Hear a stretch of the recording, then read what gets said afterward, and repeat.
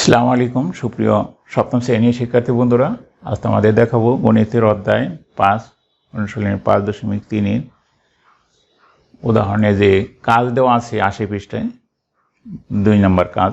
আমরা প্রথম কাজটা করেছি, এরপরে 2 নম্বর যে কাজটা 80 পৃষ্ঠা সেটা। এখানে 5টা উৎপাদক আছে, আমরা এই 5টা উৎপাদক বিশ্লেষণ করব। আমরা শুরু করি 1 নম্বরে।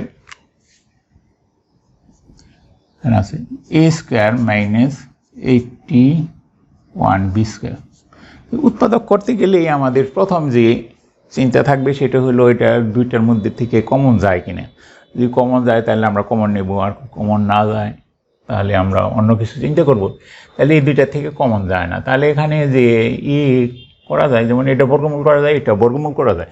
তাহলে আমাদের উৎপাদকের যে একটা সূত্র আছে, সূত্রটা হলো a square minus b square.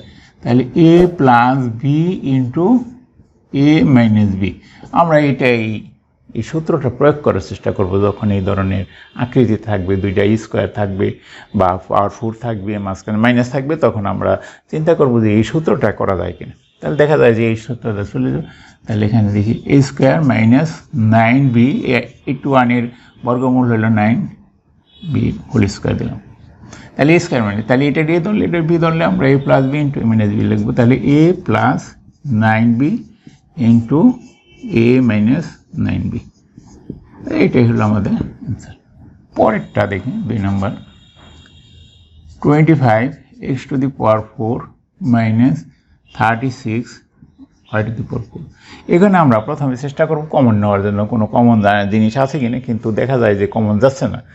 এখানে আরেকটা জিনিস যেটা লক্ষ্য করলে দেখি, এটা একটা বর্গ সংখ্যা, এটা একটা বর্গ সংখ্যা, তাহলে বর্গমূল করা যায়। তাহলে আমরা এই সূত্রটা আমরা আবার প্রয়োগ করতে পারবো। তাহলে এখানে 5x স্কোয়ার হোল স্কোয়ার, তার কারণ 25 বর্গমূল 5। তাহলে এটা এখানে 36-এর বর্গমূল 6 y স্কোয়ার হোল স্কোয়ার।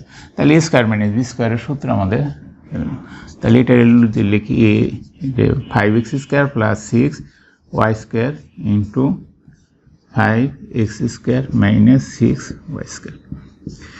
তাহলে দেখো বন্ধুরা, আমরা বলছি যে যদি স্কোয়ার থাকে তাহলে সেটাকে আমরা উৎপাদক করতে পারি, কিন্তু এখানে মাঝখানে মাইনাস চিহ্ন থাকলে, যেহেতু এটা প্লাস আছে এটা নিয়ে আমরা চিন্তা করব না, কিন্তু এটা নিয়ে আমরা চিন্তা করব, দেখব এইটাই দুইটাই কি স্কোয়ার আছে, আবার মাঝখানে মাইনাস আছে। এখন আমাদের যেটা চিন্তার ব্যাপার সেটা হলো এই যে 5 আছে, 5-এর তো বর্গমূল হয় না পূর্ণ সংখ্যা, 6-এরও হয় না, যার ধরুন দেখা গেল যে এখানে আর এটা যদি বর্গমূল হইতো, এটা যদি 4 হইতো, এটা যদি 9 হইতো আবার, তাহলে কিন্তু আমরা এটা করতে পারতাম আর কি, সূত্র প্রয়োগ করতাম। কিন্তু এখানে স্কোয়ার ইটি থাকা সত্ত্বেও আমাদের এটার সাথে যে দ্রব্যপদ আছে এটা বর্গমূল হয় না বলে আমরা এটা করতে পারতেছি না। তাহলে আমাদের এটাই অ্যান্সার হবে। এরপরে আছে 9x square minus 2x plus y square. তাহলে এখানে লক্ষ্য করলে দেখা যায় এখানে তার সাধারণ কমন জিনিস নাই, এটা দেখলেই বোঝা যায়। তাহলে এটা আমাদের এই সূত্র প্রয়োগ করার মতো আছে, যেখানে স্কোয়ার আছে, এটা স্কোয়ার আছে, মাঝখানে মাইনাস আছে, আবার এখানে যে একটা বর্গরাশিও আছে। তাহলে এটাকে আমরা কি করব, বর্গমূল করব।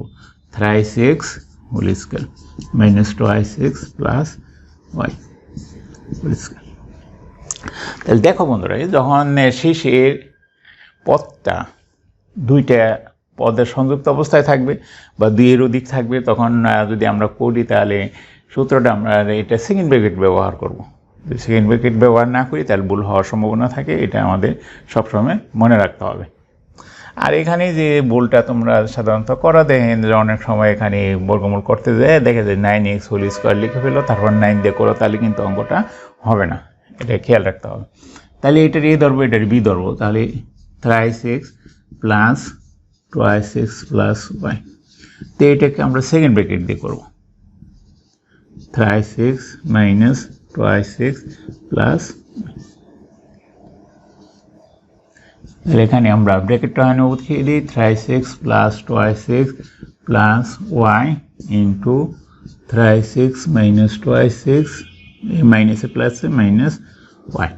এখন দেখো বন্ধু, তোমরা হয়তো এখানে অ্যান্সার দিয়ে দিতে পারো, কিন্তু এখানে অ্যান্সার দিলে কিন্তু হবে না, যেহেতু একই ধরনের দুইটা রাশি আছে, এটা আমাদের যোগ বিয়োগ করে দিতে হবে। তাহলে এখানে 2x প্লাস 2x, তাহলে হবে 5x প্লাস y ইন্টু এখানে 36 থেকে 2x দিলে x মাইনাস y। তো এটা হলো আমাদের অ্যান্সার। 4 নম্বরটা x² প্লাস 7x প্লাস 10। এখানে দেখো বন্ধু, 3টে পদ আছে, 3টে পদের মধ্যে দেখা যাচ্ছে যে সূত্র যাওয়ার কোনো সম্ভাবনা নেই।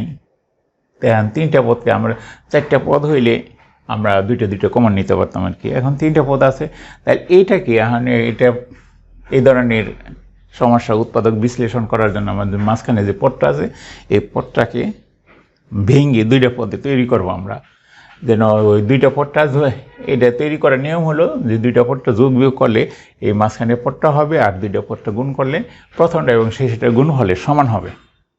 তাহলে এখানে যদি আমরা গুণের ফলের সমান হয় x² প্লাস এই 10-এর যদি আমরা মৌলিক উৎপাদক করি এগুলো, তাহলে 5 আর 2, তাহলে এখানে যদি করি তাহলে 5x প্লাস 2x প্লাস 10।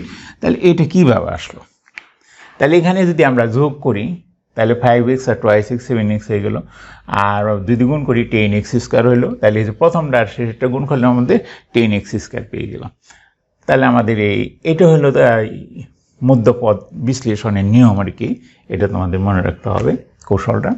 এখন আমরা 4টা পদ হয়েছে, এখন আমরা দুটো কমন নেব। প্রথম দুইটি কমন x, তাহলে x প্লাস এখানে 2 কমন নিলে x প্লাস 5। তাহলে আমাদের এই পদ 2টা হয়ে গেল, এটা একটা মিল আছে, তাহলে আমরা এটা কমন নেব x plus 5 into x plus 2 থাকে, এটা অ্যান্সার।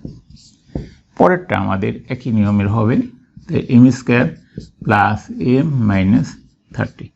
এটাকে যদি উৎপাদক করি তাহলে হলো 2 3 5 আসবে।